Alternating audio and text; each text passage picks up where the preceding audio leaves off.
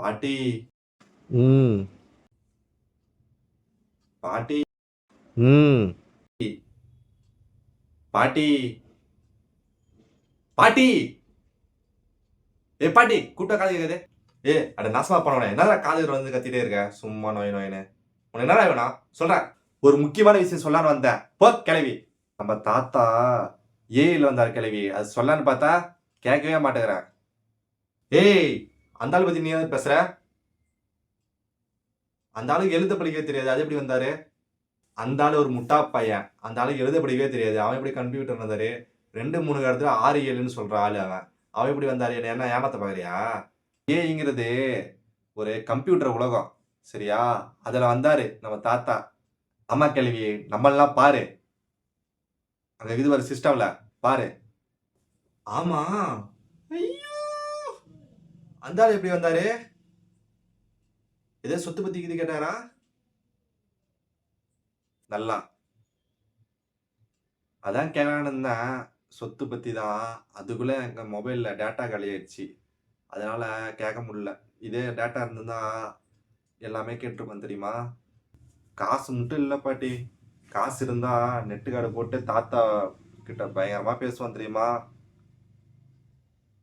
சரி, நான் காசு அனுப்புறேன், போய் போட்டு வந்து பேசுவோம், சரியா? சரி பாட்டி, எனக்கு ஜிபே அனுப்புறியே? ஓகே பாட்டி, நான் அதை போட்டு தாத்தா பற்றி ஃபுல் டீட்டெயிலும் உங்ககிட்ட கலெக்ட் பண்ணி சொல்கிறேன். சரி பாட்டி, சரி போயிட்டு வரட்டுமா? அந்த ஆள் என்னை விட்டு சந்தோஷமா வரலாம்னு நினைக்கிறாரு. நான் எப்படி விடுவேன்? வந்து ஆன்லைனில் வந்து பிடிக்கிறேன், இரு வரட்டும்.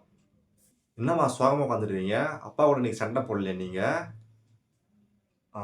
இல்லைடா, உங்கள் அண்ணன் சேட்டுன்னு ஒரு பொண்ணை லவ் பண்ணுறான். உனக்கு எதாவது தெரியுமா? சேட்டா?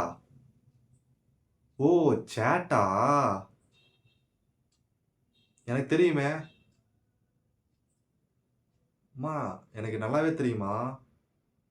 நம்ம வீட்டுக்குள்ள ஒரு டைம் வந்திருக்காங்க தெரியுமா? 2 தெரு பக்கத்து தெரு தான். அசைன்மெண்ட் எழுதிட்டேன்னு கேட்டா அந்த சேட் எழுதி கொடுத்துறான்னு சொல்றான். அப்படியெல்லாம் எழுதி கொடுக்கா என்ன பண்றது? ஆனா படிச்சிட்டேன்னு கேட்டா எல்லாம் சேட்டு பார்த்து படிச்சிட்டேங்கிறான். அதுவுமா பண்ற? என்ன பண்றதுனே தெரியல. அவன்கிட்ட என்னதான் சொல்றாலும் கேட்க மாட்டேறான். என்ன பண்றதுன்னு தெரியல. உங்க அப்பாவுக்கு தெரிஞ்சா என்னை போட்டு என்ன பையனை வளர்த்திருக்குன்னு திட்ட போறாரு. என்ன பண்றதுனே தெரியல. நீ ஒன்றும் ஃபீல் பண்ணாத.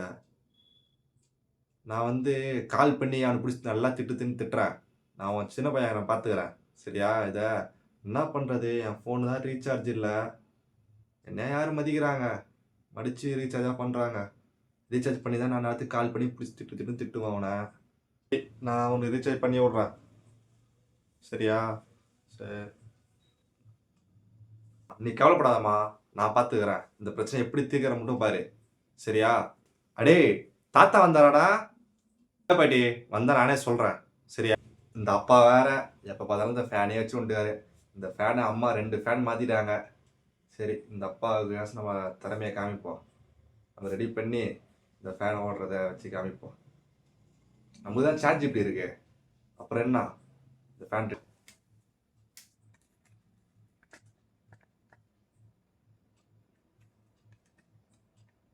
Screw ride.